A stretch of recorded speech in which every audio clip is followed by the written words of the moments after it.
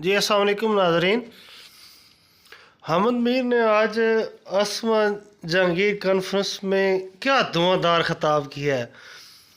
उसने जजों के सामने जजों को बिछाड़ कर रख दिया है और उसने ये कहा है कि जर्नलिज्म छोड़कर अब कर्नलिज्म जो है वो करना शुरू कर दो।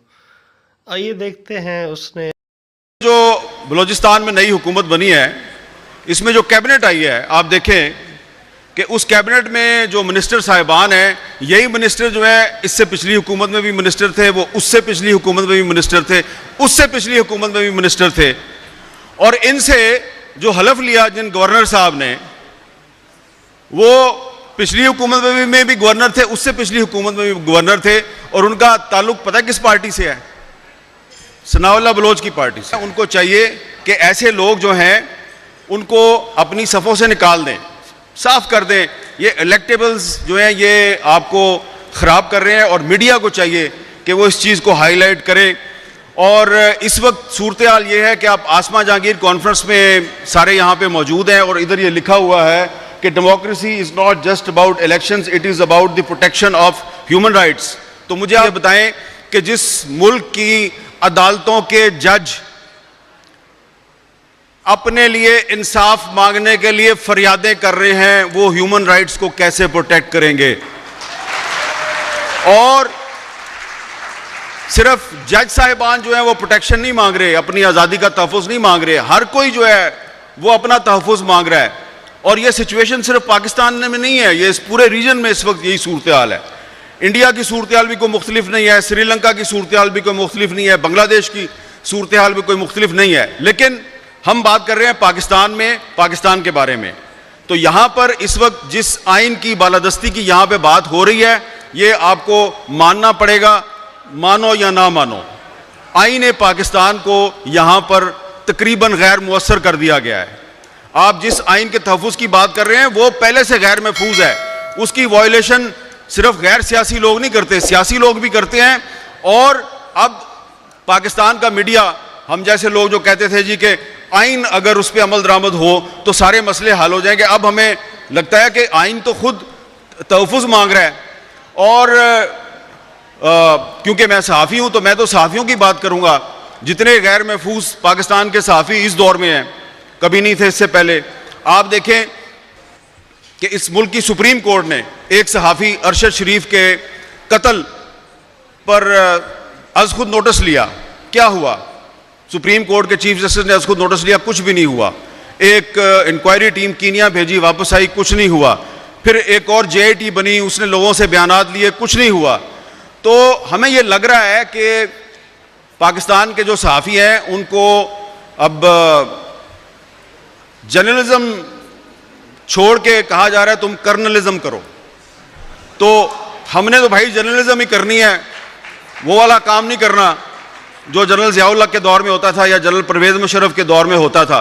तो इसलिए अभी जब मैं आ रहा था तो आने से पहले, क्योंकि कल रात को आपने देखा टीवी चैनल्स पे एक सेनेटर साहब ने कहा कि मैं तो जनाब 1.5 साल से कह रहा हूँ कि मुझे कोई अदालत बुलाए तो मैं बताऊँगा कि अरशद शरीफ को किसने मारा। तो मैंने फिर आज आते हुए इस्लामाबाद हाई कोर्ट में पिटीशन दायर कर दी है कि एक जुडिशल कमीशन बनाए, और जिस किसी के पास भी कोई इन्फॉर्मेशन है कि अरशद शरीफ को किसने मारा वो उस कमीशन के सामने आगे बताए। तो अब देखते हैं कि अरशद शरीफ का जो कत्ल है उसका कोई जिम्मेदार जो है वो सामने आता या नहीं आता। और दूसरी बात यह है कि यहाँ पे आगे तकरीरें करना बड़ा आसान है, लेकिन ये जो लोग ये कॉन्फ्रेंस ऑर्गेनाइज करते हैं उनके मसाइल को भी समझें। मैं उनके मसाइल में इजाफा नहीं करना चाहता, इसलिए कि धुआंधार तकरीर करके हम तो चले जाएंगे और उन्होंने यहीं पे रहना, अगले साल फिर कॉन्फ्रेंस करनी है। तो वो सनाउल्लाह बलोच साहब कह रहे थे ना कि आप एक कॉन्फ्रेंस ना किया करें, 2 या 3 किया करें। तो आप भी पहले सिर्फ एक पार्टी नहीं, जिन पार्टियों के लीडरों ने यहाँ पे आके तकरीरें की हैं, वो अपनी अपनी पार्टियों से 2 या 3 उन लोगों को निकालें और फिर अगले साल आएँ। तो इसलिए हमने अब ये फैसला किया है कि हमें तकसीम कर दिया गया है, हम एक दूसरे पे एतमाद नहीं करते। अरशद शरीफ का जो कत्ल का मुकदमा है उसको हम टेक अप करने में, उस पर कोई तहरीक चलाने में कामयाब नहीं हुए, लिहाजा हमने अब फैसला किया है कि अब किसी और के पास नहीं जाना। अब हम जो तो आप लोग कहते हैं ना ये टीवी एंकर जो है ये बात क्यों नहीं करते, टीवी एंकर ने वो बात क्यों नहीं की, तो आपको तो पता है भाई हम तो पॉलिसी मेकर नहीं है, चैनल किसी और का है, हम तो उसमें बैठ के बात कर रहे होते हैं। तो अगर वो हमें ऑफर कर दें तो हम क्या कर सकते हैं। तो इसलिए अब हमने फैसला किया है कि टीवी एंकर्स का एक एक्शन फोरम बनाया जाएगा और जिस टीवी एंकर्स को कहीं से कोई कॉल आएगी या उसको डिक्टेशन देगी उसकी अपनी मैनेजमेंट या कोई बाहर से, तो हम लोग जो है वो पब्लिक में आके आपको बताया करेंगे। तो इसके अलावा हम कुछ नहीं कर सकते, ठीक है। ये आपको मानना पड़ेगा, मानो या ना मानो। आईन पाकिस्तान को यहां पर तकरीबन गैर मुअस्सर कर दिया गया है। आप जिस आइन के तहफ़्फ़ुज़ की बात कर रहे हैं वो पहले से गैर महफूज है।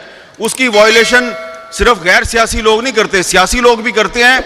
और अब पाकिस्तान का मीडिया, हम जैसे लोग जो कहते थे जी कि आइन अगर उस पर अमल दरामद हो तो सारे मसले हल हो जाएंगे, अब हमें लगता है कि आइन तो खुद तहफ़्फ़ुज़ मांग रहा है। और क्योंकि मैं सहाफ़ी हूं तो मैं तो सहाफ़ियों की बात करूंगा। जितने गैर महफूज पाकिस्तान के सहाफ़ी इस दौर में हैं, कभी नहीं थे इससे पहले।